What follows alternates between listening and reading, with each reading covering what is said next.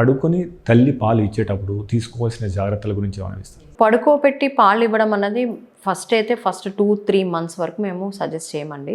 జనరల్గా 2 months 3 months తర్వాత ఏమవుతుందంటే పసిపిల్లలకు మెడ నిలబెట్టడం వస్తుంది, మెడకి స్ట్రెంత్ వస్తుంది, ఆటోమేటిక్గా మెడ లోపల మసిల్స్కి స్ట్రెంత్ వస్తుంది, లోపల ఫుడ్ పైప్కి స్ట్రెంత్ వస్తుంది, అన్నిటికీ స్ట్రెంత్ వస్తుంది. సో ఒక 2-3 నెలల వరకు పడుకోబెట్టి పాలు ఇవ్వద్దనే మేము చెప్తాము.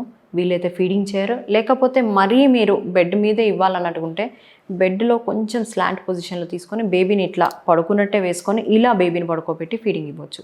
3 మంత్స్ తర్వాత 4 మంత్స్ తర్వాత ఎవరైతే సైడ్ లైంగ్ పొజిషన్లో పడుకోబెట్టి పక్కకు తిరిగి పాలు ఇస్తున్నారో అటువంటి పిల్లల్ని మాత్రం వీ విల్ సజెస్ట్ కొంచెం ఒక ప్రాపర్ పొజిషన్, కొంచెం ఎత్తులో, బిడ్డను కొంచెం ఎత్తులో పెట్టుకోండి. అండ్ పాలల్లో ఇచ్చిన తర్వాత బేవు తీయించడానికి కోసమైనా మీరు లేచి కూర్చొని బేవు తీయించాల్సిందే. మీరు తీసుకునే అదే మందులు, అదే నాణ్యమైన మందులు మెడ్ ప్లస్ బ్రాండ్స్ పై సగం ధరకే.